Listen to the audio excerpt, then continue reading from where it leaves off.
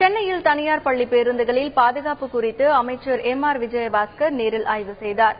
கோடை விடுமுறை முடிந்து தமிழகத்தில் நாளை முதல் பள்ளிகள் திறக்கப்பட உள்ளன.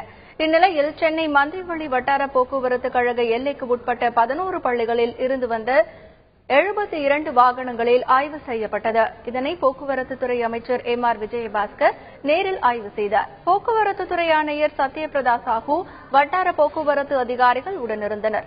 அவசர வழி, வேக கட்டுப்பாட்டு கருவி, முதலுதவி பெட்டி, தீயணைப்பு கருவி உள்ளிட்ட 16 விதிமுறைகள் பின்பற்றப்படுகிறதா என்பது குறித்து ஆய்வு நடத்தப்பட்டது.